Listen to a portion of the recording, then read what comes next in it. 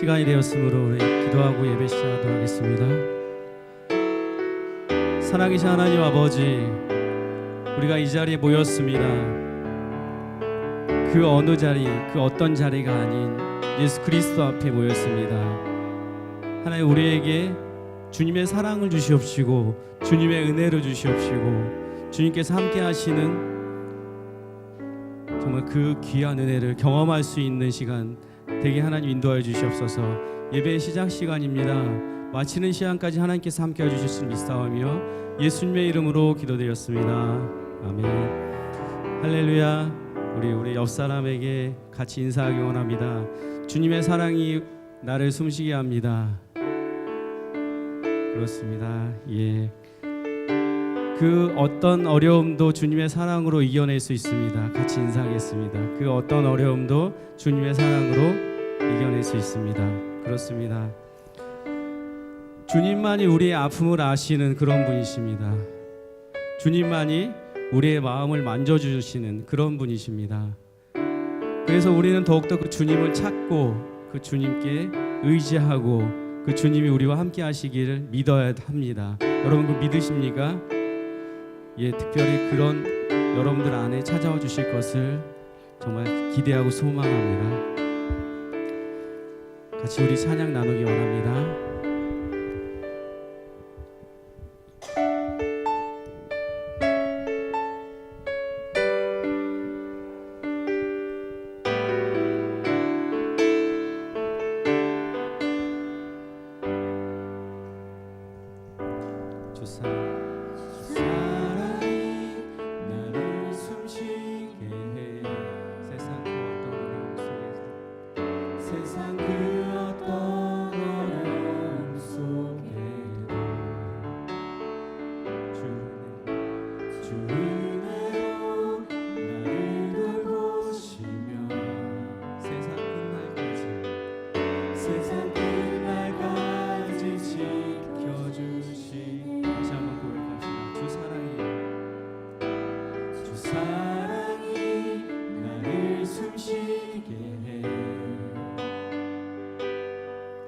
세상 그 어떤 어려움 속에도 주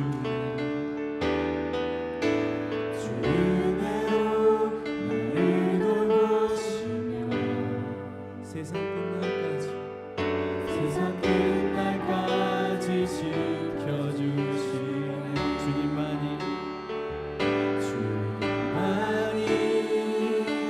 내 아픔 아시며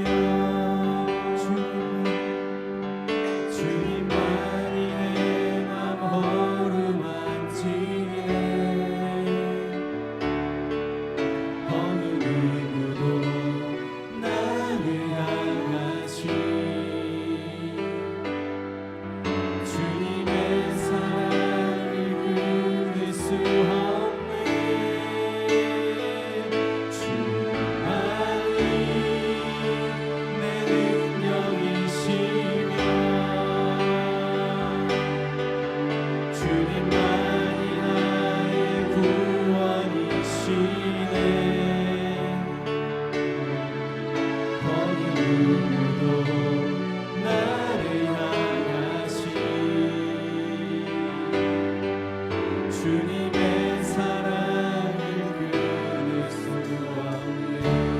우리 시간 같이 기도하기 원합니다. 하나님 주시는 은혜와 사랑을 여러분 기억하십니까? 한 주간도 우리가 어떤 어려움 속에 있다 할지라도 그 주님의 은혜를 기억하십니까? 우리 시간 그 은혜를 기대하면서 같이 기도하십시다. 하나님, 나에게도 그런 은혜를 주시옵시고 하나님 주시는 그 귀한 사랑으로 그 세상 어떤 것도 우리를 끊을 수 없다고 고백합시다. 그렇게 고백하면서 나가기 원합니다.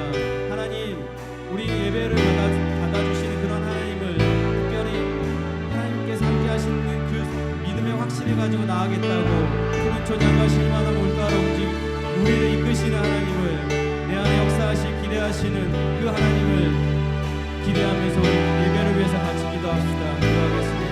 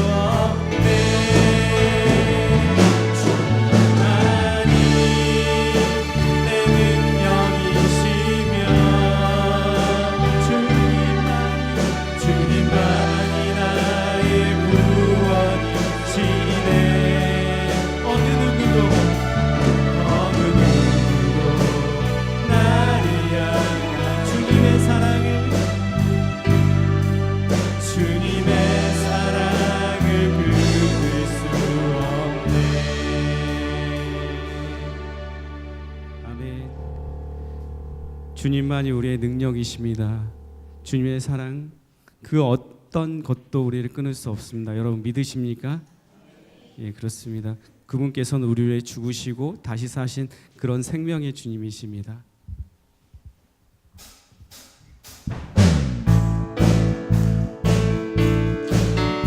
우리 위해 죽으시고 다시 사신 생명의 주님을 찬양하십시다.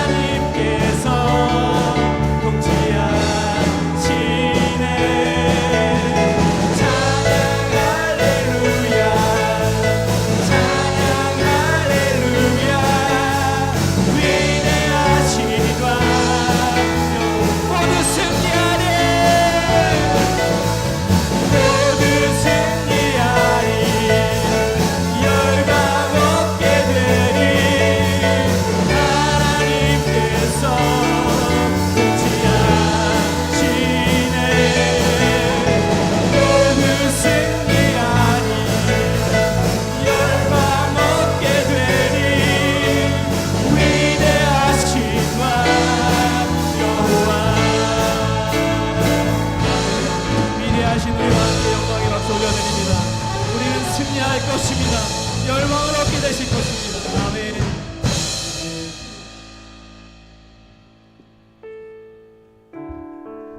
주님의 발 앞에 무릎 꿇고 그런 사랑에 안기시는 여러분 되시길 소망합니다. 그 어떤 말도 그 어떤 소리도 그 발 앞에서 잠잠해지기 원합니다. 주님 발 앞에서 우리가 잠잠하게 그렇게 찬양하기 원합니다.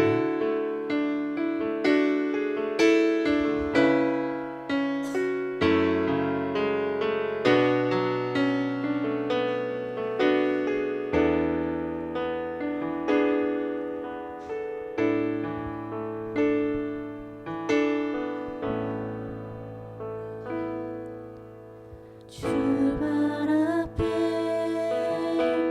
무릎 꿇고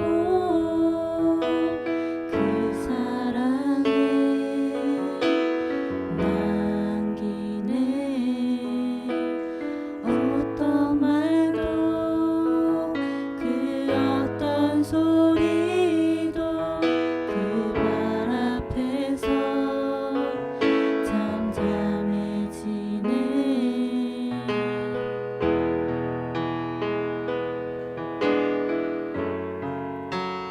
주 나의 사랑 그 발 앞에 앉아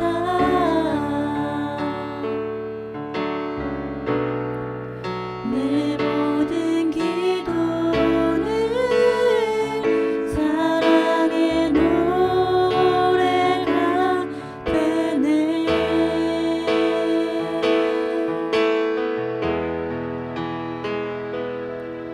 주의 옷자락 만지며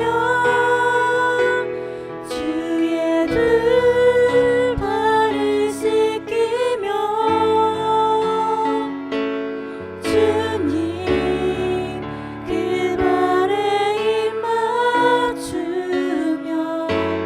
나의 왕관을 놓으리. 주의 옷자락 만지며 주의 두 발을 씻기며 주님 그 발에 입 맞추며 나의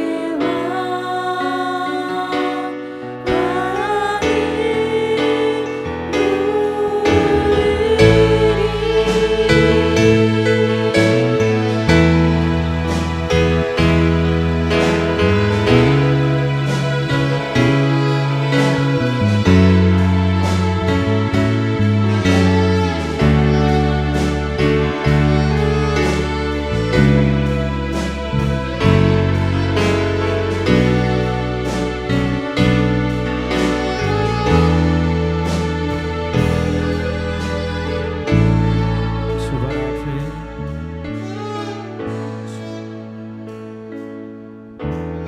주발 앞에 무릎 꿇고 그 사랑에 남기네. 어떤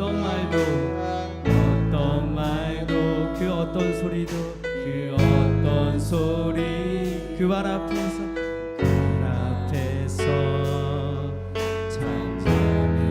잠잠해지네.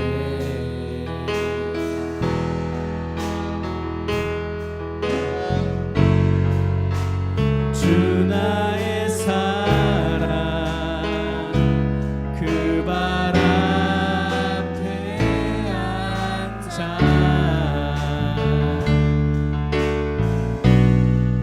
내 모든 기도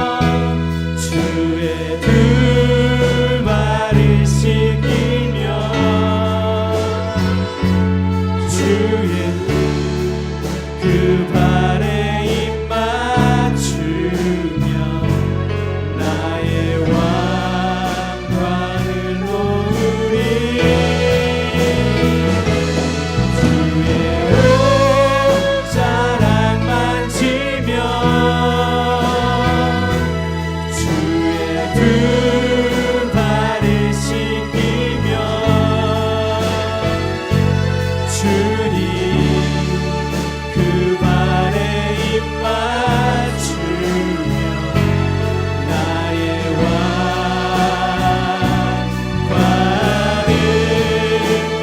놓으리 주의 옷자락 만지며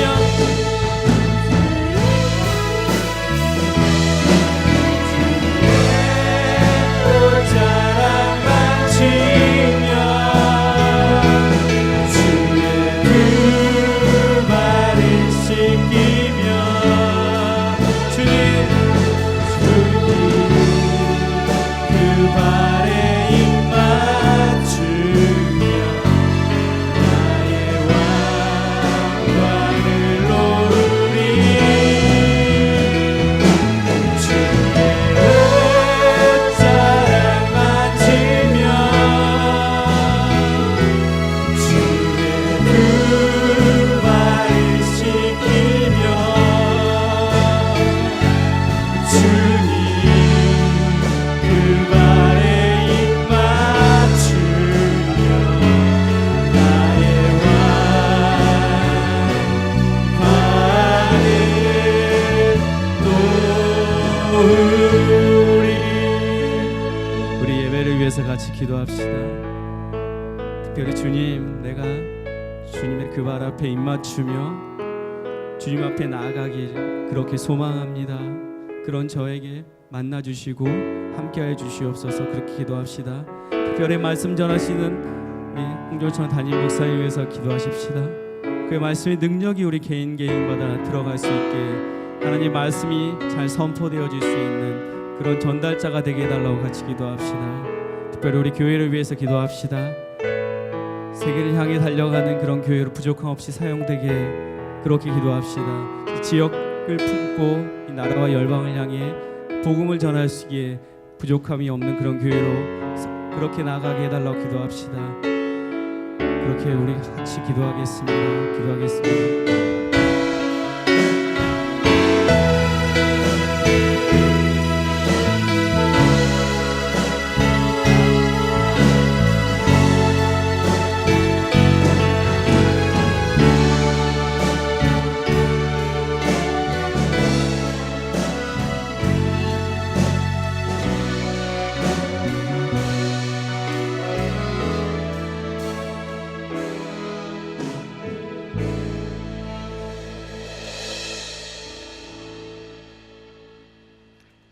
사랑의 하나님, 저희에게 기도와 찬양 예배를 드릴 수 있게 시간을 허락하여 주셔서 감사드립니다. 오늘 예배를 기쁜 마음으로 온 마음을 다해 드릴 수 있게 하여 주시옵고 저희들이 빈 마음 속에 하나님의 말씀으로 가득 찰 수 있게 하여 주시옵소서. 한 주간 알게 모르게 지은 죄를 고백합니다. 하나님의 말씀으로 용서하여 주시옵고 오늘 거룩한 예배가 될 수 있도록 하여 주시옵소서. 이번 주는 우리나라의 고유 명절인 추석이 있는 주간입니다. 새안교회 성도들이 풍성한 추석을 맞이하게 하여 주시옵고 가족의 화목과 소중함을 느낄 수 있는 시간 되게 하여 주시옵소서. 그리고 혹시나 떠들썩한 명절 속에서 외로움을 느끼는 성도가 있다면 주님께서 외로운 인간의 마음까지 채워주시고 위로하여 주실 줄 믿습니다. 이 명절 동안 주변을 돌아보게 하시며 누구에게나 평안한 시간이 될 수 있도록 주님 함께하여 주시옵소서. 지금 이 나라가 위험한 상황에 처해 있습니다. 남과 북이 서로 이기적으로 비난과 험담을 마구 열변하고 있습니다. 이런 상황에 위정자들 또한 서로 반목과 이념으로 정쟁 속에서 빠져 있습니다. 하나님의 말씀으로 위정자들을 치유하여 주시옵고 서로 사랑과 믿음으로 서로의 입장을 양보하면서 이 나라를 구할 수 있도록 마음의 문을 열어 주시옵소서. 또한 북한 동포들에게도 하루빨리 통일이 되어서 같이 고유 명절을 보내고 이산 가족들도 만날 수 있도록 하여 주시옵고 같이 기도와 말씀 찬양을 드릴 수 있도록 하여 주시옵소서. 선교사님을 위해 기도합니다. 어려운 상황에 처해 있는 선교사님과 그의 가족들에게 하나님께서 지켜주시옵고 항상 함께 동행하여 주시옵고 건강과 경제적인 상황까지 또 지켜주시옵소서. 먼 타국에서 맞이하는 명절 외롭게 지내게 말게 하옵시고 언제나 주님께서 말씀으로 위로하여 주시옵고 찬양소리 높여 울려 퍼질 수 있도록 기쁨을 허락하여 주시옵소서. 항상 저희 새안교회 성도들의 끊임없는 기도가 들을 수 있도록 하여 주시옵소서. 인도에서 선교하시는 이재하 선교사님 가정을 돌봐 주시옵고 항상 위험으로부터 지켜 주시옵고 가족들의 건강과 신변을 책임져 주시옵소서. 한국교회를 위해 기도합니다. 한국교회가 많이 변하고 있습니다. 교회다운 교회가 없어지고 서로 이익만을 추구하여 서로 명예와 권위를 먼저 앞세우는 교회가 늘어나고 있습니다. 이런 교회를 변하게 하여 주시옵고 예전 평양에 부흥되었던 그런 믿음의 교회를 되게 하여 주시옵고 말씀으로 세워지고 기도가 끊이지 않는 교회 되게 하여 주시옵소서. 한국 교회의 중심에 우리 새안교회가 있게 하여 주시옵고 주님 보시기에 기뻐 받으시는 새안교회 되게 하여 주시옵소서. 홍종철 담임 목사님을 기억하시사 많은 영혼을 말씀으로 인도하시는 귀한 사역에 부족함이 없도록 하여 주시고 목사님 가정에도 함께 하실 줄 믿습니다. 박영식 전도사님과 인식 전도사님에게도 더욱 큰 애 주셔서 맡겨진 사역을 할 때나 앞으로 더 해야 할 학업에도 주님 음성을 따라 갈 수 있는 더 큰 믿음 주시길 간절히 바라옵니다. 이 시간 말씀 들을 때 은혜의 시간 되게 하여 주시고 처음부터 끝까지 주님 함께 하실 줄 믿고 이 모든 말씀 살아계신 우리 주 예수 그리스도 이름으로 기도드립니다. 아멘.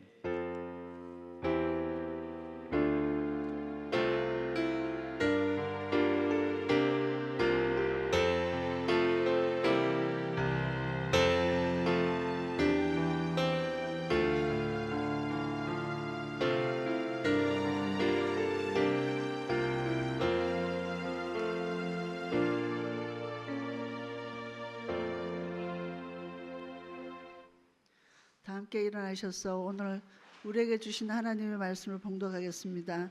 마가복음 6장 45절에서 52절까지의 말씀입니다. 제가 먼저 봉독하겠습니다. 예수께서 즉시 제자들을 재촉하사 자기가 무리를 보내는 동안에 배 타고 앞서 건너편 베세다로 가게 하시고 저물매 배는 바다 가운데 있고 예수께서는 홀로 무태에 계시다가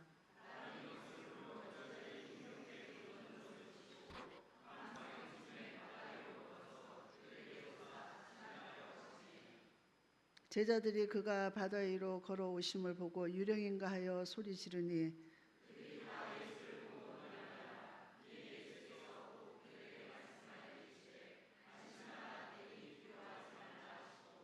배에 올라 그들에게 가시니 바람이 그치는지라 제자들의 마음에 심히 놀라니 이는 그들이 그 떡 떼시던 일을 깨달지 못하고 도리어 그 마음이 둔하여졌음이로라. 아멘. 이 시간 샤론 성가대 나와서 찬양과 함께 준비하신 예물을 하나님께 드리도록 하겠습니다.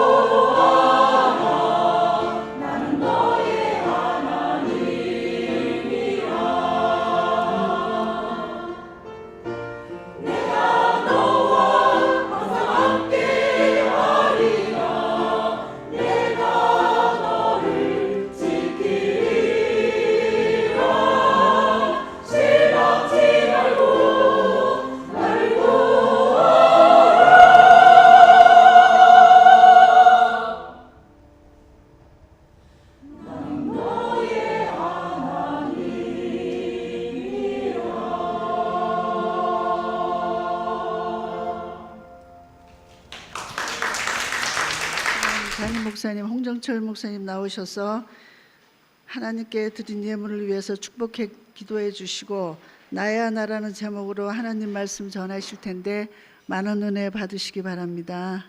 너무 잘하셨습니다. 예, 앞으로도 더 놀라운 일들을 행하시는, 또 이렇게 귀한 찬양을 통해서 많은 사람에게 도전 주는 성화 되기를 바라고, 이렇게 귀한 찬양했는데 우리 성도들께 아멘 소리가 되게 적으셨어요. 명절인데 좀 밝으셔야 되지 않아요?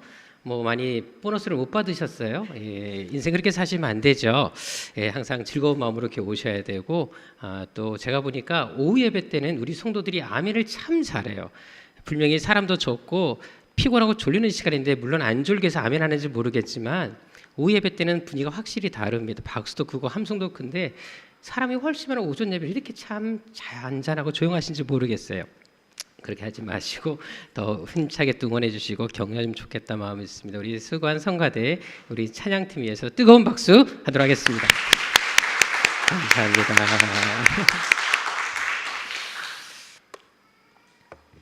예, 드리신 예물 기도 제목 내신 분들 것만 제가 받드리겠습니다. 주님 감사합니다. 범사에 감사합니다. 우리 김현숙 권사님, 하나님의 은혜로 예비에 주신 곳으로 이사할 수 있게 해주셔서 감사합니다. 우리 조진경 집사님, 건강하게 하심을 감사드립니다. 김현주 자매님, 명절 연휴 기간 동안 가족 친지들과 주님 안에서 참된 쉼과 평안을 누리게 하옵소서. 우리 남기원, 하나님과 더 깊은 교제를 가능하게 하소서. 예수 그리스도를 더 닮아 가정과 학교에서 사명 잘 감당해 없어서. 우리 김지훈, 하나님께 드릴 수 있는 물질을 주심에 감사하고 더 많은 곳으로 드릴 수 있게 해주십시오. 조정현 집사님, 드린 예물 위해서 함께 또 기도하도록 하겠습니다. 우리의 생명과 삶을 주관하시며 언제나 우리에게 가장 좋은 곳으로 채워주시는 아버지 하나님, 이 시간도 그네 감사하여 준비한 예물을 하나님께 올려드립니다. 많은 물질은 아니더라도 그래도 이 시간 저희들의 마음을 담아 드리는 예물이오니 이 예물이 하나님 앞에 가장 아름다운 향기가 되게 하여 주옵시고, 수많은 영혼들을 살리며 선교하는데 귀히 쓰이는 물질이 되게 하여 주옵소서. 특별히 이 시간 어려운 가운데서도 10의 1주를 드린 손길이 있습니다. 주께서 성경하신 약속하신 대로 하늘문을 활짝 여셔서 싸울 곳이 없도록 복의 복으로 채워 주옵시고, 평생 동안 건강의 축복, 물질의 축복이 넘치게 하여 주옵소서. 또한 감사의 마음을 담아드린 감사 예물이 있습니다. 선경금과 주일원금과 여러 모양으로 드린 모든 물질들이 있습니다. 드린 물질들마다 크신 은총으로 함께하여 주셔서 매일매일 감사의 조건이 넘쳐나게 하여 주옵시고, 영혼이 잘되고 범사가 잘되며 강건한 축복이 매일의 삶 가운데 늘 넘쳐나도록 은혜 베풀어 주옵소서. 특별히 예배를 수고하는 손길들이 있습니다. 이 제단을 위해서 늘 섬기며 애쓰는 손길들이 있습니다. 그들 위에도 주님께서 약속하신 성경의 모든 복들을 허락하여 주셔서 하늘의 복과 땅의 기름진 축복, 그런 모든 복들이 끊이지 않게 도와주옵시고, 들어가도 복을 받고 나가도 복을 받는 복된 인생들이 되게 하여 주옵소서. 존귀하신 예수님의 이름으로 축복하며 기도드립니다. 아멘. 우리 옆 사람과 인사하겠습니다. 오늘따라 당신의 외모가 저를 설레이게 합니다.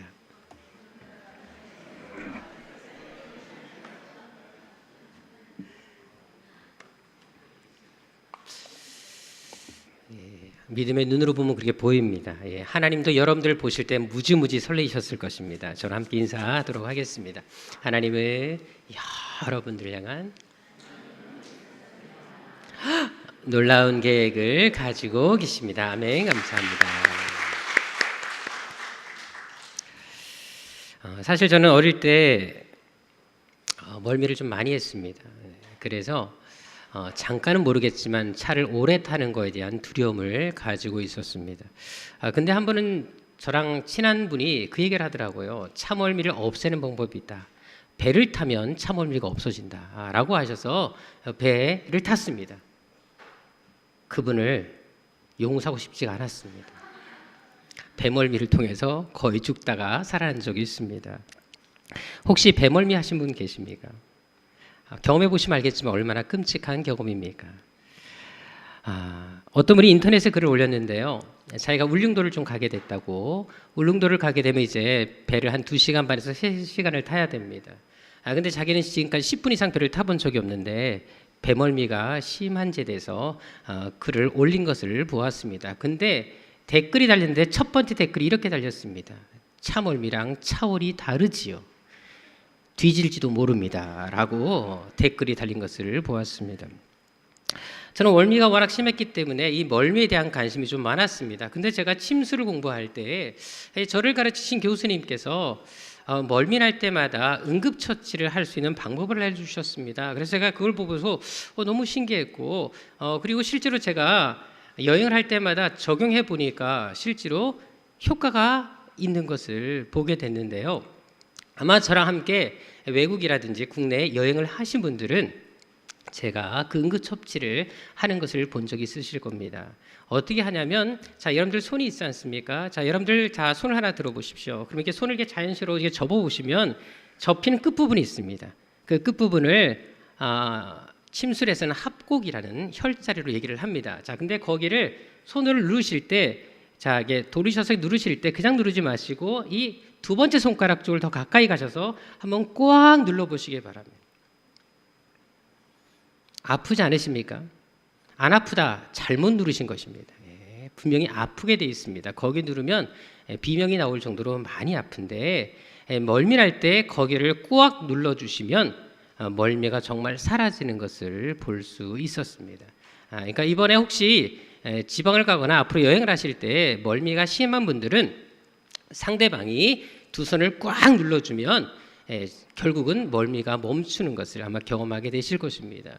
또 한 방송에 보니까 KBS 방송에서 한번 보도한 적이 있었는데요. 배멀미를 없애는 가장 좋은 방법이 귀마개를 한쪽에다가 꽂고 있으면 정말 멀미가 없어진다라고 하는 것을 제가 또 보기도 했습니다. 근데 여러분들 자동차 멀미는 확실히 없애는 방법이 있습니다.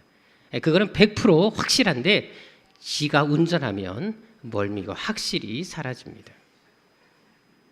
하지만 여러분 배멀미는 절대 사라지지 않는 것을 이제 경험하게 됐는데요. 제가 뭐 배 운전할 일이 없지 않습니까? 전에 우리 청년들과 함께 제주도에 4박 5일 동안 하계 봉사를 다녀온 적이 있었습니다. 한 3년 동안 갔다 왔는데 항상 갈 때 올 때 이제 배를 타고 목포에서 배를 타고 이동을 했었는데요. 한 번은 타고 올라오던 길이었습니다. 배가 워낙 컸기 때문에 전혀 배가 그렇게 요동이 없어서 멀미를 하지 않았는데 그 여름이다 보니까 그때가 마침 태풍이 올라오는 시즌이었습니다. 그래서 태풍 주의보가 이제 발령이 됐는데 오다가 갑자기 태풍 그 주의보로 인해서 갑자기 비바람이 불기 시작했고요. 그리고 파도가 심하게 치기 시작했습니다. 그러니까 갑자기 그 큰 배도 불구하고 멀미를 하기 시작했는데 저는 그때 정말 죽는 줄 알았습니다. 그 몇 시간이 얼마나 고통스럽든지 바이킹을 탈 때와 또 다른 죽음을 경험해 본 적이 있습니다. 자, 그런데 오늘 본문에 보십시오. 예수님의 제자들이 지금 그런 경험을 하고 있다는 것입니다. 더구나 지금 제자들이 탄 배는 어떤 배였습니까? 큰 배가 아니었습니다. 노조는 고기잡이 작은 배에 불과했습니다. 그런데 그런 배를 타고 가다가 태풍을 만났으니까 얼마나 그들이 끔찍했겠습니까?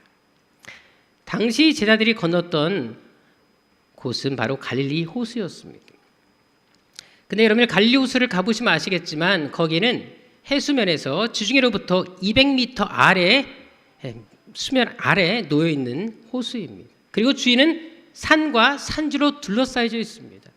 그러다 보니까 이 표고 차이로 인해서 갑자기 비바람을 동반한 돌풍이 부는 경우가 자주 발생했습니다. 더구나 여러분들 중요한 게 뭐냐면 이 호수가 결코 작지를 않습니다. 그 넓이만 해도 여러분들 166제곱킬로미터입니다. 남북의 길이가 22km고 동서 길이가 11km가 되는 둘레만 53km가 되는 아주 큰 호수였습니다.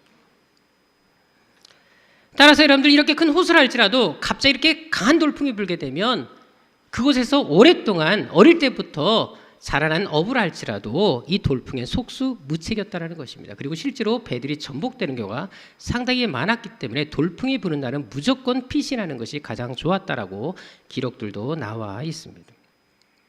자, 그런데 오늘 본문에 보면 제자들이 바로 그 돌풍을 만난 것입니다. 실제로 제자들이 얼마나 그 돌풍의 위력이 컸는지에 대해서 그들이 풍랑과 싸운 시간을 보면 잘 알 수가 있는데요. 원래 이렇게 동서에서 11km밖에 되지 않기 때문에 노를 젓는 배라 할지라도 보통 2시간에서 넉넉하게 3시간이면 건널 수 있는 호수였습니다. 자, 그런데 제자들이 지금 이 호수에서 풍랑과 싸운 시간이 얼마입니까?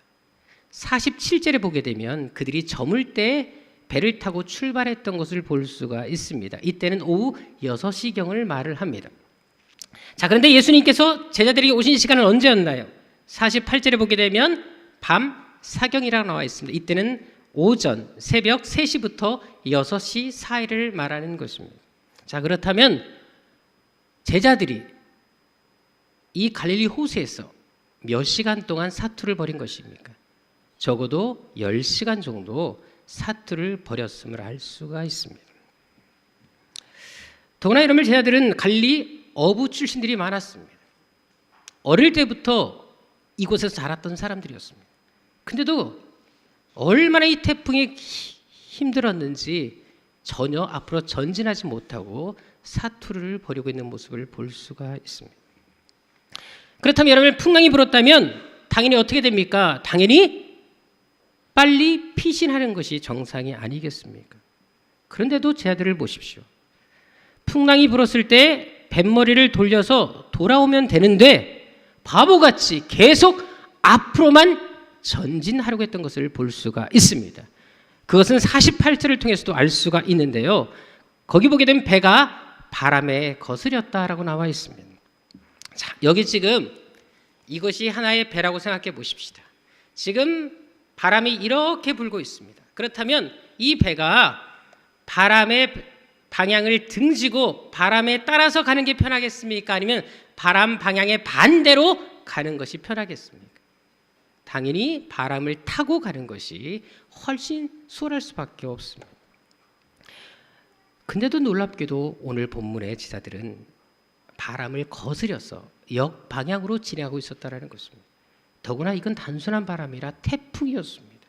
배가 전복될 만한 그런 태풍이었다는 것입니다. 그런데도 제자들은 계속 바람을 거스리면서 나아가려고 합니다. 그러니까 밤새도록 이 태풍과 사투를 벌일 수밖에 없었다는 사실입니다. 그렇다면 왜 그렇게 했을까요? 왜 이렇게 위험한 것을 무릅쓰고 왜 바보같이 앞으로만 나아가려고 했던 것일까요? 그것은 45절에 나와 있는 것처럼 예수께서 그것을 명령하셨기 때문에 그렇습니다. 예수님께서 건너편으로 가라고 하셨기 때문에 그 말씀에 순종하기 위해서 그들은 지금 이렇게 많은 시간 동안 태풍과 사투를 벌이고 있었다라는 것입니다. 따라서 지금 제자들은 그 예수의 말씀을 지키기 위해서, 그 말씀을 따르기 위해서 목숨을 걸고 있었다라는 사실입니다. 그것은 동일한 본문을 다루고 있는 마태복음 14장 24절에서도 알 수가 있는데요. 거기도 보게 되면 배가 바람이 거슬림으로 고난을 당했다라고 나와 있습니다. 중요한 건 여러분들 원어 성경에도 확실하게 바람의 역방향으로 배가 진행했다고 나와 있고 더구나 한 번이 아니라 계속해서 나아가려고 끊임없이 사투를 벌이고 있다라고 그 원어 성경은 증거해주고 있습니다. 따라서 지금 제자들은 이렇게 고난을 당하는 것이 바로 방향의 역방 때문에 그리고 예수의 말씀에 순종하기 위해서 이런 고난을 자처하고 있는 것을 우리는 알 수가 있다는 것입니다. 여러분, 이것은 무엇을 말할까요? 저는 제자들이 이 모습을 보면서 그런 마음이 들었습니다. 이번 주 내내 큐티하면서 제가 제자들 입장이 되어보았습니다. 나는 과연 제자들이라면 이 속에서 이렇게 할 수 있을까? 사실 제자들은 대단한 믿음은 없었습니다. 큰 믿음의 사람들은 없었습니다.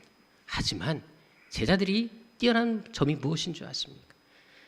큰 믿음은 아닐지라도 그래도 주님께서 말씀하시면 그래도 순종하려고 하는 그 마음이 그들에게 있었다는 것입니다. 죽을지라도 일단은 순종해 보겠다. 이것이 제자들이 가진 강점이었다는 것입니다. 전에 한 청년이 저에게 와서 그런 질문을 하더라고요. 목사님, 아르바이트를 하려고 하는데 주일에 아르바이트 하는 데가 너무 많습니다. 그래서 교회 다니면서 아르바이트 하기가 너무 쉽지가 않은데 목사님 어떻게 하면 좋겠냐고 저한테 조언을 구하는 것이었어요. 여러분, 제가 뭐라고 얘기했습니까? 딱 한마디 했습니다. 예수님이라면 어떻게 하셨을까라고 얘기했습니다. 미국의 제20대 대통령이었던 제임스 가필드가 있습니다. 이분이 이제 대통령으로 취임한 그 첫 주간에 백악관에서 있었던 일입니다. 한 관료가 와서 대통령 각하 이번 주 주일 오전에 강요 국무회의가 있습니다. 더구나 이번 이 회의가 중요한 것은 지금 미국이 국가 위기의 상황이기 때문에 이것을 대처하기 위한 중요한 회의이기 때문에 대통령 각하께서 이것을 잘 주재해 주시기 바랍니다라고 말을 드렸습니다. 근데 이 대통령께서 이렇게 말을 했습니다. 선약이 있기 때문에 그 회의에 참석할 수 없습니다. 여러분들, 대통령이 직무를 시작한 첫 주에 가장 중요한 국무회의, 더구나 국가 위기 상황에서 주재한 회의에 참석할 수 없다고 말을 해버린 것입니다. 그래서 관료가 너무 어이가 없어서 지금 어떤 상황인지 모르냐고, 국가 위기 상황이라고, 모든 사람들이 다 참석해서 회의를 주재하는데 대통령이 빠지면 되겠냐라고 한마디를 했습니다. 근데도 불구하고 대통령이 고집을 꺾지 않았습니다. 그러니까 도무지 누구와 약속이길래 그렇게 고집을 피우시냐고 물어봤습니다. 그때 대통령이 이렇게 말을 했습니다. 주일 아침은 내가 사랑하는 주님을 만나러 가는 날입니다. 나는 주님과 오래전에 약속을 했습니다. 그 약속을 나는 어길 수가 없습니다 라고 대답하고 주일날 회의를 하지 않고 예배를 드리러 갔습니다. 결국 회의는 무산돼 버렸습니다. 근데 중요한 것은 예배 이후에 국가 위기가 너무 쉽게 해결되었다는 사실입니다. 아무 문제 없이 그냥 잘 넘어갔다는 사실입니다. 이제 하나의 영상을 보도록 하겠습니다. 이미 여러분들이 너무나 유명하게 잘 아는 사람인데 다시 한번 이 사람의 이 영상을 보면서 우리 자신들을 돌아보는 시간이 됐으면 좋겠습니다. 많은 이야기가 생략돼 있지만 원래 예선전만 하더라도 400m에서 한 번도 1등 해본 적이 없다고 합니다. 이 사람은 단거리 선수였기 때문에 100m가 주 종목이기 때문에 200m 이상을 달려본 적이 없다고 합니다. 누구도 이 사람이 금메달을 따를 것을 상상하지 않았습니다. 그런데 놀랍게도 400m 한 번도 해보지 않은 그 경기에서 세계 신기록까지 세우는 놀라운 일들을 만들어냈습니다. 가필드 대통령도 그렇고 에릭 리들도 그렇고 여러분들은 이 두 사람의 행동을 보면서 어떤 생각이 드십니까? 세상의 기준에서는 도저히 이해할 수 없는 행동입니다. 정말 어떻게 보면 지나치다, 심하다, 융통성이 없다라고 손가락질을 받을 만한 일이었습니다. 하지만 하나님 앞에서는 어떤 것이 정말 제대로 믿는 것일까요? 저는 여러분들이 바로 그런 믿음의 사람들이 되기를 축원합니다. 세상과 적당히 타협하는 사람이 아니라 정말 제대로 바르게 예수 믿는 사람들. 세상 사람들이 다 그런 길을 간다 할지라도 여러분들만큼은 정말 하나님의 자존심을 지킬 수 있는 그런 믿음의 사람들이 되시기를 정말 축원합니다. 비록 인생에 어떤 풍랑이 불어온다 할지라도 주님께서 원하시면 기꺼이 그 풍랑 속으로 뛰어들 수 있는 믿음. 바보같이 보일지라도, 어리석게 보일지라도, 사람들에게 조롱을 받는다 할지라도, 사람들이 나를 이해해주지 못한다 할지라도 주님의 뜻이라면 결코 뒤돌아보지 않고 끝까지 뱃머리를 돌리지 않는 그런 사람들이 되기를, 그런 고집을 갖기를 주님으로 축원합니다.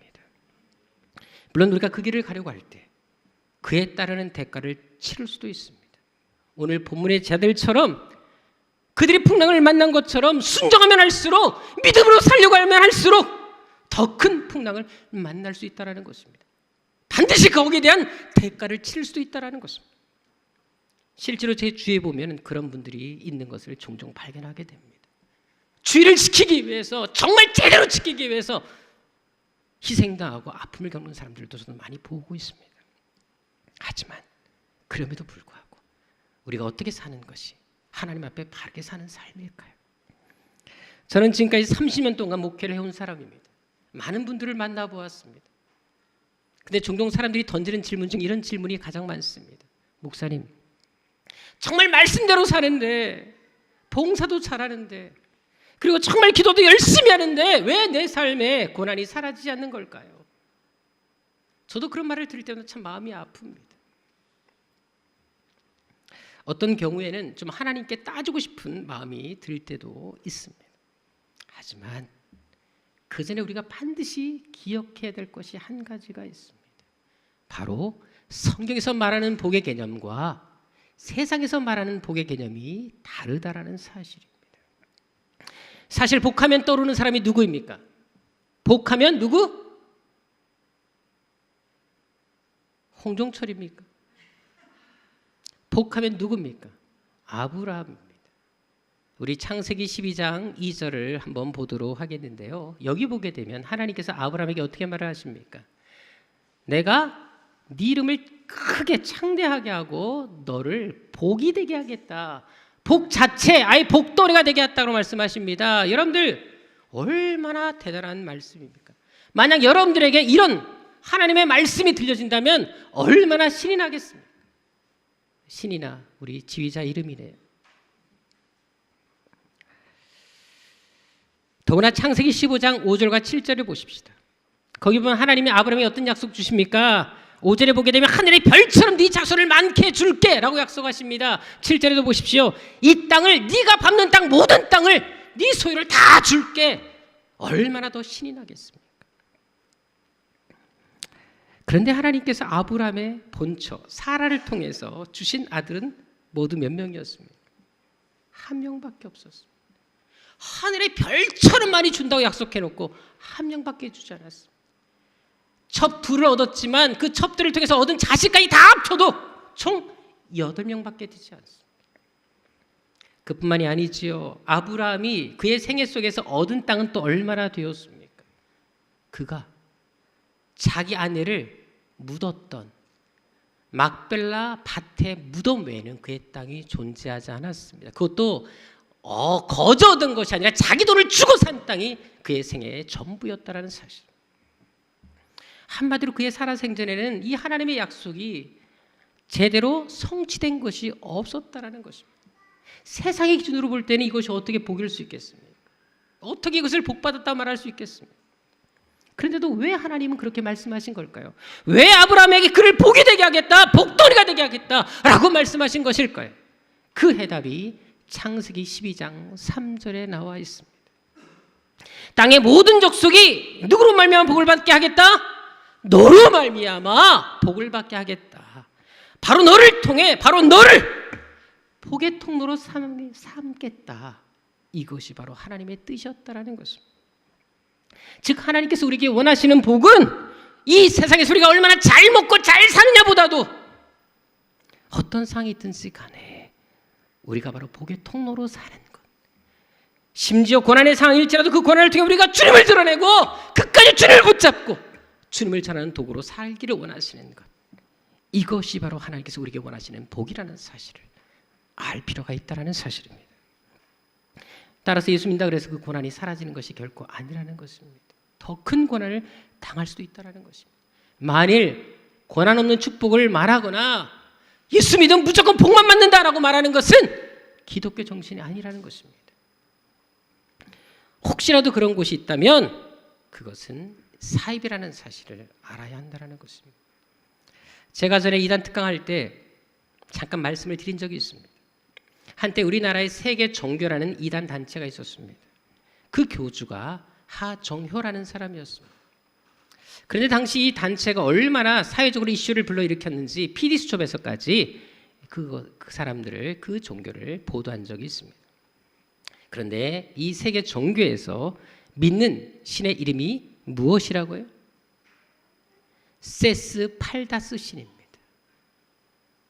기억나십니까? 세스 팔다스 신, 세상을 스스로 팔팔하게 다스리는 신, 이것이 바로 세스 팔다스 신입니다. 말이 됩니까 여러분? 얼마나 황당한 말입니까? 그런데 놀랍게도 우리나라 사람들, 이 세스 팔다스 신을 섬겼던 사람들, 이 종교를 믿었던 사람들이 몇 명인 줄 아십니까? 81만 명이었던 사실을 아십니까? 놀라지도 않으시네요. 여러분 81만 명이 믿었다고요. 좀 놀래보세요 여러분들이요. 인생 그렇게 사시면 안 돼요 여러분들이. 여러분들 왜 이렇게 말도 안 되는 신을 우리나라 사람 81만 명이 섬겼을까요? 당시 사회적으로 경제적으로 매우 어려운 시기였습니다. 근데 그때 이 하종이라는 사람이 사람들을 어떻게 유혹한 줄 아십니까? 이 종교를 믿으면 환난이 다 사라져. 그리고 무조건 복을 받아. 이 말에 사람들이 미혹당한 것입니다. 결국 우리는 삶에 고난이 없기를 바란다는 것입니다. 복 받기만을 원한다라는 것입니다. 바로 그것을 비집고 이 종교를 만든 것입니다. 물론 사람이라면 누구나 다 고난이 없기를 원합니다. 저도 편안한 삶을 원합니다. 하지만 성경은 고난에 대해서 어떻게 말씀하고 있습니까? 예수 잘 믿으면 내가 고난을 싹 없애주겠다 라고 말씀하고 계십니까? 로마서 8장 18절을 보도록 하겠습니다. 여기 잘 보십시오. 하나님은 고난 없는 영광을 말한 적이 없으십니다. 고난을 통한 영광을 말씀하십니다. 예수 믿어도 고난이 없는 것이 아니라는 것입니다. 요한복음 16장 33절도 보십시오. 여기도 보게 되면 환난 없는 평안을 말하지를 않습니다. 환난을 통한 평안을 말씀하고 있다는 사실입니다. 그것은 오늘 본문의 제자들도 마찬가지입니다. 제자들은 분명 주의 말씀에 순종했지만 주님의 뜻을 쫓아 살았지만 오히려 더 큰 풍랑을 만났다라는 것입니다. 더구나 제자들이 풍랑을 만난 근본적인 이유는 어디 있었습니까? 45절에 나와 있는 것처럼 예수님께서 재촉하셨기 때문에 이런 일을 당했다라는 것입니다. 한마디로 제자들을 풍랑 속으로 밀어넣으신 분은 예수님이었다라는 사실입니다. 게다가 제자들은 조금 전에 어떤 일을 경험했습니까? 오병이어의 기적을 경험했던 사람들입니다. 그 중심에 이들이 함께 했었습니다. 그런데 그렇게 은혜 속에 있을 때, 그렇게 뜨거운 감격 속에 있을 때, 그 감격을 가지고 배를 타고 가고 있을 때 이 풍랑을 만났다라는 것입니다. 그들이 배를 타고 처음 갔을 때 얼마나 그들의 마음이 뜨거웠겠습니까? 야, 우리 예수님 대단하신 분이야. 오병이어 기적을 행하셨지 않아? 2만 명의 사람들을 그 떡 5개로 다 먹이시지 않았어? 야, 신난다, 위대하다, 놀랍다. 아마 그들은 감격 속에서 배를 타고 가고 있었을 것입니다. 그런데 그 은혜 속에 있을 때 기적을 경험하자마자 풍랑을 만났다라는 사실입니다. 여러분, 조금 전까지는 정말 좋았습니다. 근데 지금은 아니올 시다입니다. 방금 전까지는 은혜가 충만했는데 지금은 은혜를 찾아볼 수 없다는 것입니다. 어떻게 이럴 수가 있습니까? 이러면 우리가 혼란스럽지 않겠습니까? 그런 예는 성경에도 얼마든지 찾아볼 수가 있습니다. 여러분들이 잘 아시는 것처럼 스데반은 어떻게 순교당했습니까?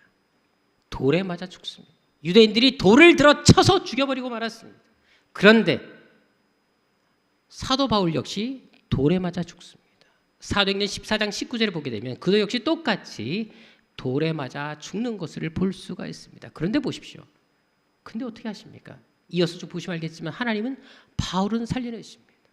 자, 누구는 죽게 하고 누구는 살려내십니다. 어떻게 이럴 수가 있습니까? 똑같이 복음을 했고 똑같이 하나님의 사람들인데 누구는 죽게 하고 살리겠다라는 것입니다. 그러면 하나님은 스데반을 미워하셨고 바울은 사랑하셨다는 것일까요?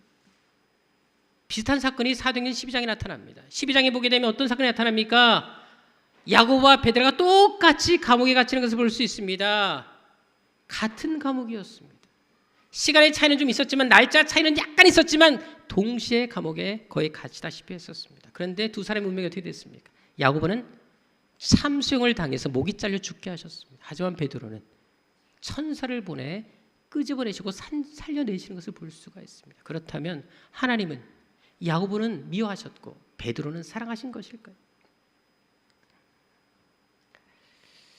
하지만 여러분, 우리가 한 가지 분명한 것은 하나님은 각자에게 또 다른 계획이 있기 때문에 스데반과 야고보는 죽게 하셨고 바울과 베드로는 살려내신 것입니다.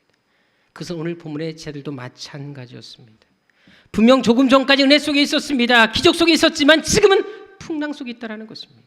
불과 몇 시간도 채 지나지 않아서 이런 일을 당했다는 것입니다. 조금 전에는 주의 말씀에 순종해서 배를 탔는데 지금은 풍랑과 맞닥뜨리게 되었다는 것입니다. 그렇다면 예수님이 조금 전에는 자들을 사랑하지 않으셨고 그리고 지금은 또 사랑하시는 것일까? 오히려 이 풍랑을 통해 주님께서 주시고자 하는 메시지가 있었기 때문에, 이 고난을 통해 주시고자 하신 은혜가 있기 때문에 이 환경들을 허락했다는 것을 우리는 알 필요가 있다는 것입니다. 실제로 오늘 본문에 보십시오. 그렇게 순종하기 위해서 풍랑과 싸우고 있는 제자들을 주님은 그냥 두고 계십니까? 48절에 보게 되면 주님은 그 괴로이 노젓는 것을 보셨다라고 나와 있습니다. 여기 본다라는 말은 그냥 단순하게 흘려보는 것이 아닙니다. 주의 깊게 관찰해서 보는 것입니다.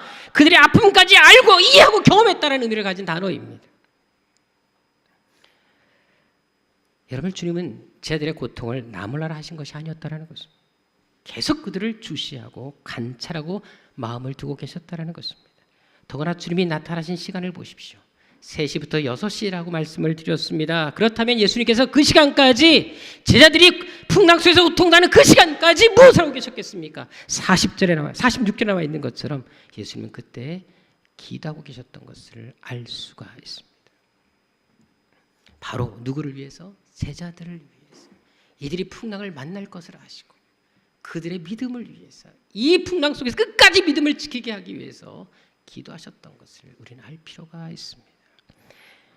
따라서 예수님은 제자들이 풍랑을 만나고 있을 때 그들에게 결코 무관심한 것이 아니었습니다. 처음부터 끝까지 풍랑을 만나기 전부터 풍랑을 만난 이후까지 계속해서 그들과 함께 계셨고 그들에게 마음을 쓰고 계셨음을 알 필요가 있다라는 것입니다. 이사야 43장 2절에도 보게 되면 이런 말씀이 나와 있습니다. 우리 같이 읽어보도록 하겠습니다. 시작.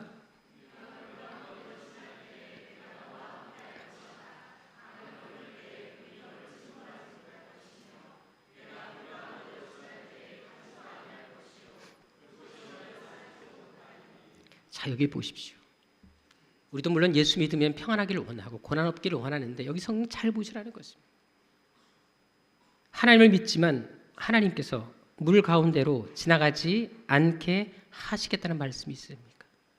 강을 건너지 않게 하시겠다는 말이 있습니까? 불 가운데로 지나지 않게 하겠다라는 말씀이 계십니까? 오히려 물 가운데로 지나게 하신답니다. 강을 건너게 하신답니다. 불 가운데도 지나가게 하신다라고 분명히 말씀하고 있다는 것입니다. 즉 우리 삶의 고난이 뒤따를 것을, 예수 믿는 순간부터 이런 고통과 아픔이 따를 것을 말씀하고 있다는 것입니다. 그런데도 우리가 그것을 감당할 이유가 어디 있겠습니까? 바다나 강, 심지어 불까지도 등이 지나갈 수 있는 이유가 어디 있겠습니까? 바로 내가 너와 함께 있기 때문이다. 내가 막아줄게. 강물도 너를 침범치 못하도록 내가 다 잔잔케 해줄게. 너를 절대 불사르지 못하도록 그 물을 내가 막아줄게. 내가 대신 가든지 그 물을 내가 뒤집어쓰든지 내가 다 막아줄게. 그 말씀을 지금 하나님께서 하고 계시는 것입니다. 그래 여러분, 하나님은 우리에게 환난이나 고난을 없애주시는 분이 아니십니다. 오히려 우리로 하여금 그 고난과 싸우게 하시고 그 고난 앞에서 우리가 더 강하게 되기를 원하신다는 사실을 알 필요가 있습니다. 그래서 고난이 올 때마다 쉽게 자살할 것이 아니라 더 연단의 시간을 갖고 더 하나님을 의지하고 더 믿음으로 그 고난과 싸울 이유가 여기에 있는 것입니다. 오늘 본문에도 보십시오. 예수님은 제자들에게 언제 찾아오십니까? 언제 그들에게 다가와서 문제를 해결해 주십니까? 풍랑을 만나기 시작했을 때가 아니었다라는 것입니다. 이미 풍랑을 만난 지 한참 되었을 때, 오랫동안 풍랑과 사투를 벌이고 있을 때, 바로 그 사투의 현장, 그 죽음의 몸부림의 그 현장에 그때 예수께서 오셨다라는 사실입니다. 사실 제자들 입장에서는 예수님이 다소 늦은 것처럼 생각될 수가 있습니다. 진작에 오셨으면 얼마나 좋을까 생각할 수도 있을 것입니다. 하지만 예수께서 왜 그 시간에, 왜 하필 새벽에 오셨을까요? 차라리 밤 12시쯤에 오셨으면 이렇게 덜 고생했을 텐데 왜 10시간의 사투를 벌인 그 다음에서야 오셨냐는 것입니다. 당시 갈릴리 호수는 등대가 없었습니다. 어떤 작은 빛도 일치 없었습니다. 더구나 지금 어떤 상황? 태풍이 부는 상황이었습니다. 하늘은 먹구름으로 온 하늘이 뒤덮여 있었습니다. 빛이라고는 단 한 곳도 찾아볼 수가 없습니다. 쉽게 말해서 그들은 눈앞에 한 치 앞을 볼 수 없는 그런 상황이었다는 사실을 알 필요가 있습니다. 만약에 이런 상황에서 예수께서 한밤중에 왔다고 생각해 보십시오. 사람이 분간이 안 되는 상황에서 갑자기 툭 나타나면 어떻게 되겠습니까? 아마 기절했을 것입니다. 제자들은 결코 예수님께서 물 위를 걸어오는 모습을 볼 수 없었을 것입니다. 그런데 새벽 3시부터 6시, 바로 새벽이 다가오는 시간이었기 때문에 그나마 제자들은 예수님이 물 위를 걸어오는 것을 볼 수 있었던 것입니다. 비록 유령이라고 생각할 수 있을지 몰라도 그래도 육안으로 식별이 가능했던 것입니다. 따라서 예수님께서 그 시간에 오신 것은 일부러 늦게 오신 것이 아니었다라는 것입니다. 그 시간이 예수님께서 무리를 걸어오시는 모습을 보여줄 수 있는 가장 최적의 시간, 제자들 역시 직접 눈으로 그 기적을 볼 수 있는 가장 좋은 시간이었기 때문에 일부러 그 시간에 맞춰 오신 것입니다. 게다가 예수님도 풍랑을 언제 잔잔케 하십니까? 사실 예수님께서 제자들에게 직접 가까이 오시기 전에 풍랑을 잔잔케 하실 수도 있었습니다. 예수님 입장에서도 그것이 더 훨씬 수월했을 것이다. 왜? 바다가 잔잔할 때 걷는 거하고 풍랑 속에서 걷는 거하고 예수님 입장에서 어떤 것이 더 편하시겠습니까? 근데도 불구하고 당신의 불편함을 감수하면서까지 일부러 태풍을 뚫고 걸어오시는 걸 볼 수가 있습니다. 그리고 오신 다음에야 제자들 앞에서 그 기적을 행하는 것을 볼 수가 있습니다. 왜일까요? 당신이 어떤 분인지 보여주고 싶었던 것입니다. 풍랑 속에서도 내가 너와 함께 있어. 내가 너희를 지키고 있어. 반드시 내가 너와 함께 할게. 이것을 보여주고 싶었던 것입니다. 그뿐만이 아닙니다. 예수님께서 제자들에게 오셔서 하신 말씀이 뭡니까? 안심하라, 두려워하지 말라. 여기 안심하라는 말은 용기를 가지라는 말입니다. 아무리 태풍이 불어도 용기를 가져라고 말씀하십니다. 근데 이 말들은 모두 다 현재 명령형으로 되어 있습니다. 헬라어에서 현재 명령형은 일반적인 의미가 아닙니다. 아주 강한 명령이고 앞으로도 계속 그렇게 살라는 말씀입니다. 다시 말해서 어떤 상황, 어떤 태풍이 불어온다 할지라도 기죽지 마, 용기를 내, 억지라도 힘을 내. 그리고 지금뿐만 아니라 앞으로도 계속해서 그런 마음을 갖고 살아. 이것이 바로 예수님께서 그들에게 했던 말씀이라는 것입니다. 특별히 50절에 보십시오. 내니라고 하는 말씀을 보십시오. 나야 라는 말씀입니다. 원래 이 말씀이 어떤 의미인 줄 아십니까? 그냥 쉽게 나라라고 할 수 있는 말씀이라고 생각하겠지만 이 말은 성경에서는 되게 중요한 의미를 담고 있는 말입니다. 구약 성경에서부터 하나님은 자기를 드러내실 때, 자기 이름을 나타내실 때, 하나님의 어떤 구원 행동을 나타내실 때마다 나는 나다 라고 분명히 말씀하시는 것을 찾아볼 수가 있습니다. 그래서 예수님께서도 복음서에 보게 되면 나는 뭐뭐다 라고 하면서 나는 나다라는 것에 대해서 수시로 반복해서 말씀하는 것을 볼 수가 있습니다. 그래서 여러분들 오늘 본문에서도 이 말씀을 하신 것은 의도를 가지고 하신 말씀입니다. 우리가 고난 중에 있을 때 내가 너와 함께 있어. 내가 너의 편이 되어줄게. 나야, 내가 있잖니? 이 말씀을 지금 하고 계시는 것입니다. 힘내, 걱정하지 마, 내가 있잖아 라고 말씀하고 계시는 것입니다. 그것은 오늘 본문 48절을 통해서도 발견할 수가 있는데요. 예수께서 제자들이 가까이 오셨을 때 매우 특이한 행동을 하는 것을 볼 수가 있습니다. 어떤 행동입니까? 그들에게 오셔서 어떻게? 지나가려고 하십니다. 이해할 수가 없지 않습니까? 왜 지나가려고 하셨을까? 왜 지나쳐서 그냥 가시려고 하셨던 것이겠습니까? 그들보다 앞서 가시기 위해서 그랬습니다. 지금 배 앞에 태풍이 불고 있습니다. 내가 그 태풍 막아줄게. 내가 대신 맞아줄게. 내가 그 앞에 가서 너희를 지켜줄게. 이것을 보여주시기 위해서 일부러 배를 지나서 앞으로 가고자 하셨던 것입니다.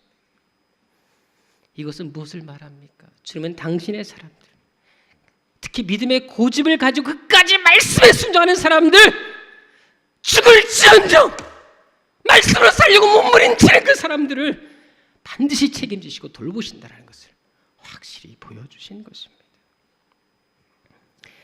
생명의 삶이라는 큐티책이 있습니다.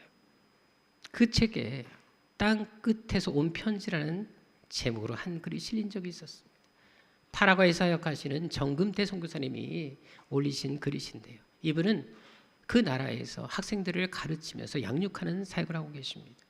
그래서 학생들을 더 잘 가르치기 위해서 이제 학교 설립을 위해서 기도하던 중에 감사하게도 건축 헌금이 들어오게 되었고 또 나라에 신청을 했는데 그 파라과이 문교부에서 건축 허가를 내준 것입니다. 그래서 기공식을 마쳤습니다. 이제 구체적인 계획을 세워서 학교 설립을 위해서 다 준비하고 있는 차에 은행에 돈을 찾으러 갔는데 은행이 부도내고 말았습니다.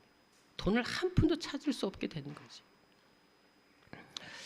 여러분들 이 충격으로 아내가 쓰러지기까지 했습니다. 이 선교사님도 며칠을 금식하면서 하나님 이러면 어떻게 합니까? 근데 하나님께서 기도하는데 그 얘기를 하시더라는 겁니다. 기공식을 내가 했으니까 완공식도 내가 할 것이다.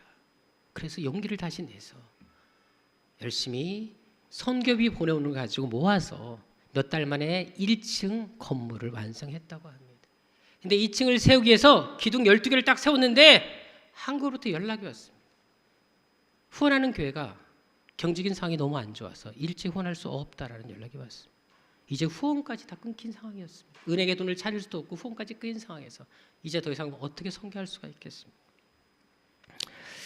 하나님 앞에서 절규했다고 합니다. 하나님, 이제는 어떻게 합니까? 이제 저는 끝입니다. 하나님, 더 이상 아무것도 할 수 없습니다. 하나님께서 가라 그래서 왔는데 하나님 어떻게 하면 좋겠습니까? 라고 울부짖었다는 것입니다. 기도하다가 잠이 들었는데 꿈속에서 예수님께서 환하게 웃으시면서 이렇게 말씀하셨답니다.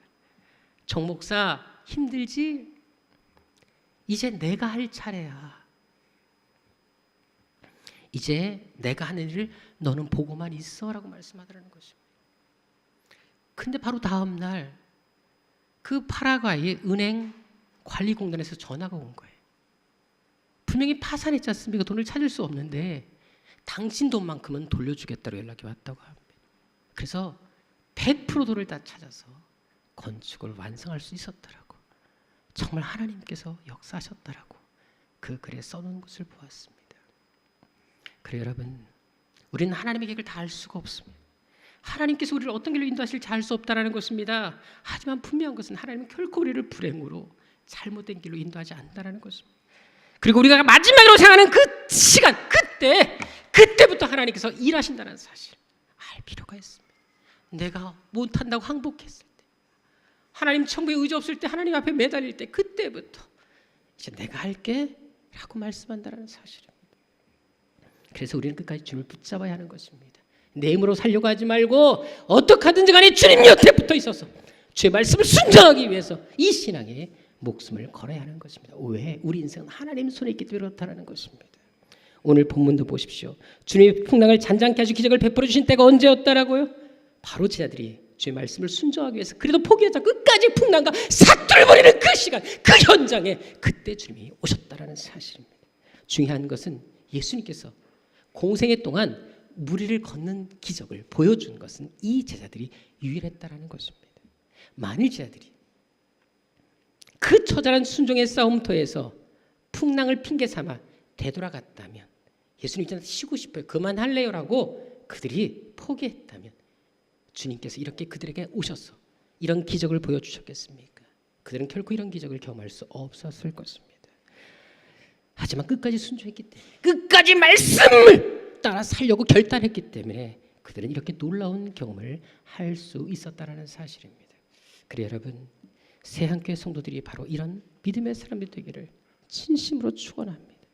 미련하게 보일지라도, 바보같이 보일지라도 그래도 말씀에 순종해서 몸부림치는 사람, 죽을지언정 그럼에도 불구하고 끝까지 믿음에, 정말 이 믿음에 하나님의 목숨 걸 수 있는 그런 사람이 되시기를 주님은 축원합니다. 그래서 이 시대 여러분들 안에도 예수께서 무리를 걸어가시는 이 표적을 보여주신 것처럼 여러분의 삶에도 이런 기적이 날마다 나타나서 사람들에게 예수님의 그 기적을, 하나님의 은혜를 전하는 통로가 되시기를 주의 이름으로 축원합니다. 기도하겠습니다. 아버지, 정말 예수님 똑바로 제대로 믿게 하여 주옵소서. 아버지 하나님, 어느 순간부터 타협하는 신앙, 적당히 믿는 신앙이 우리 삶에 자리 잡고 있습니다. 하지만 초대교회 성도들은 예수를 믿기 위해서 목숨도 걸었고 심지어 자기 재산까지 잃는 경우가 얼마나 많은지 모릅니다. 아버지 하나님, 행복 중요합니다. 가정 중요합니다. 사람 중요합니다. 하지만 그 전에 하나님과의 관계를 바로 하게 도와주시고 하나님 말씀에 순종하기 위해서, 이 말씀에 순종하기 위해서, 내가 말씀대로 살기 위해서 몸부림칠 수 있는 사람들이 되게 하여 주옵소서. 하나님께 제대로 하지 않으면서 맨날 달라고 하는 사람들이 아니라 하나님이 그냥 거저 주고 싶어서 견딜 수 없는 그런 삶을 살아가는 믿음의 사람들이 되게 하여 주옵소서. 예수님의 이름으로 기도드립니다. 아멘. 우리 다 같이 일어나셔서 오직 믿음으로 찬양 드리도록 하겠습니다. 세상 많이 흔들립니다. 사람들은 변하고 있습니다. 아니 교회까지 흔들립니다.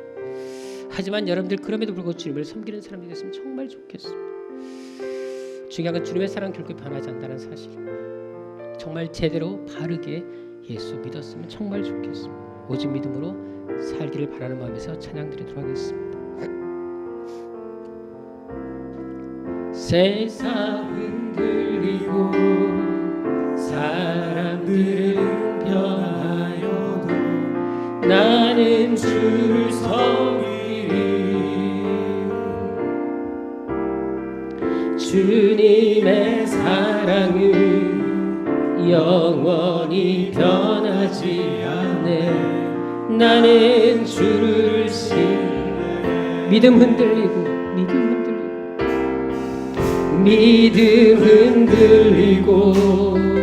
사람들 주를 떠나도 나는 주를 섬기리. 주님의 나라는 쇠하지 않습니다. 주님의 나라는 영원히 쇠하지 않네. 나는 주님 한 번 더 하겠습니다. 세상 흔들리고 사람들은 변하여도 나는 주를 섬기리. 세상 흔들리고 사람들은 변하여도 나는 주를 섬기리. 주님의 사랑은 영원히 변하지 않네. 나는 주를 신뢰해. 믿음 흔들리고 사람들 다 주를 떠나도 믿음 흔들리고 사람들 주를 떠나도 나는 주를 섬기리. 주님의 나라는 영원히 쇠하지 않네.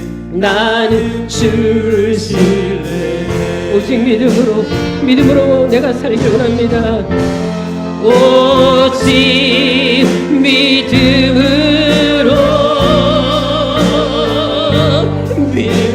내가 살리라.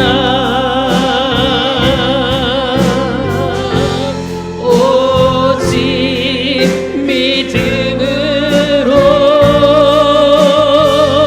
믿음으로 내가 살리라. 오직 순종으로 내가 살길 원합니다. 오직 순종으로 내가 살길 원합니다. 순종으로 내가 살리라.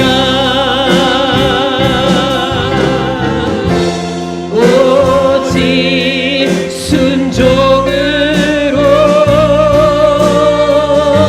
순종으로 내가 한 번 더 하겠습니다. 오직 말씀으로 내가 살길 원합니다. 오직 말씀으로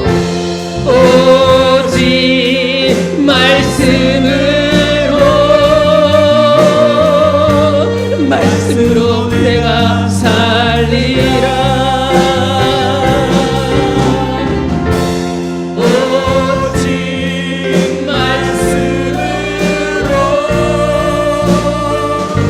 말씀으로 내가 살리라. 오직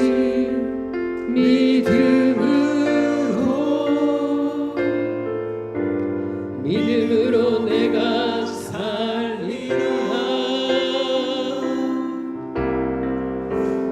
오직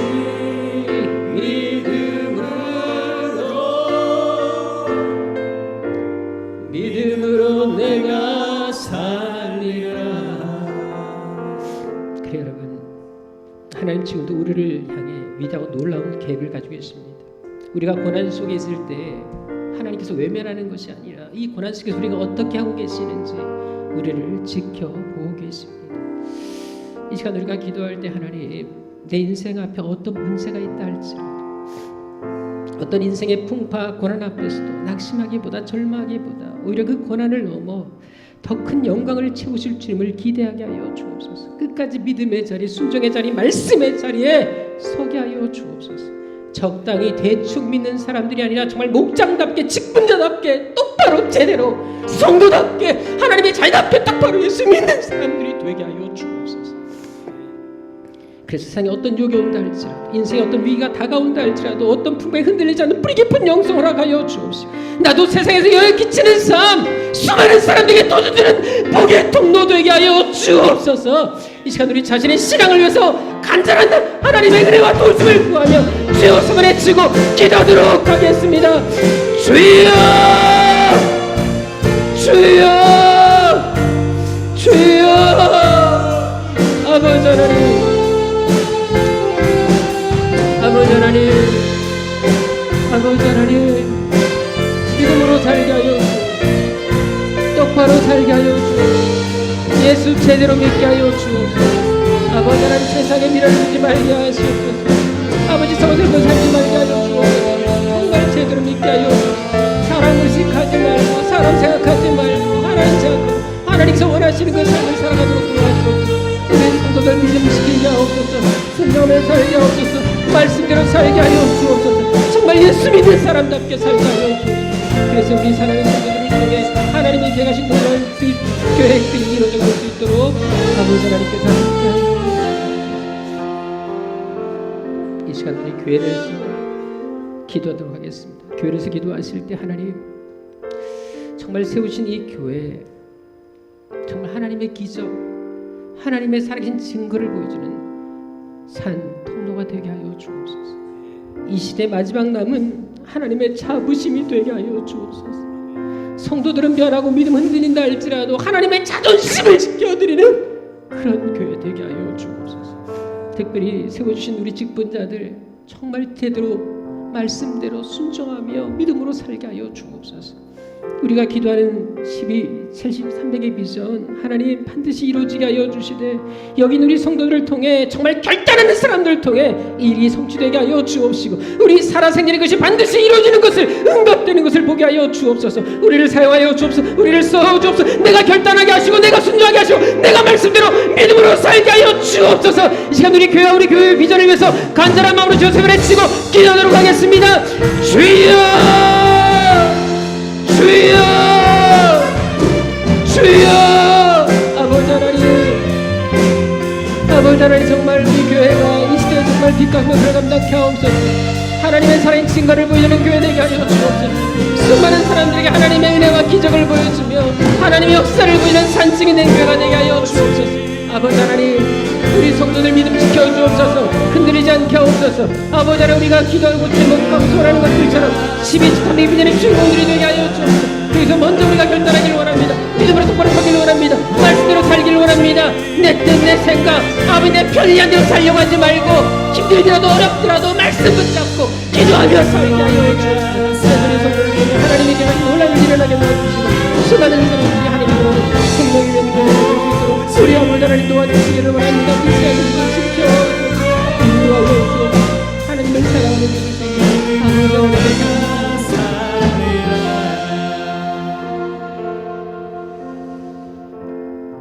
아버지 하나님 우리는 때로는 너무나 쉽게 지쳐버립니다. 쉽게 포기할 때가 많습니다. 말씀 묵상하다가도 힘들다 그만둘 때가 있고 기도를 좀 하려고 하다가도 어려운 일이 생기면 쉽게 기도를 포기합니다. 또 사람 때문에 환경 때문에 교회에 대한 시험거리 때문에 하나님께로부터 멀어지고 점점점 겉도는 교회 주변이 되고 말 때가 얼마나 많은지 모릅니다. 아버지 하나님 우리가 사람 보고 예수 믿는 것이 아니고 하나님 때문에 예수 믿는 거 아닙니까? 아버지 하나님 제대로 믿게 하여 주옵소서. 똑바로 예수 믿게 하여 주옵소서. 정말 하나님의 자존심을 지켜드리는 성도다운 성도 되게 하여 주옵소서.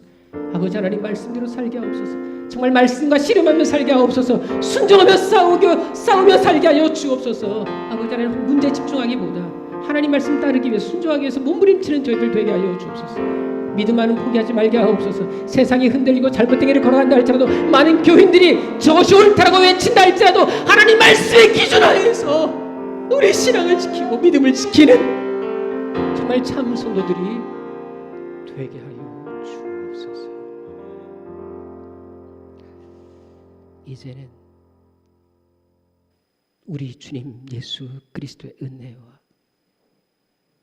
우리를 사랑하신 아버지 하나님의 지극하신 사랑하심과 우리 마음끝에 그 뜨거운 하나님의 사랑과 목적과 계획을 알게 해주신 성령님의 감화 감동하심과 교통하심이 정말 제대로 예수 믿기를 원하며 정말 말씀대로 믿음으로 순종하며 살기를 원하는 여기 모인 당신의 거룩한 백성들 머리 위에 그리고 이 제단 위에 이제로부터 영원토록 함께 있을지어다.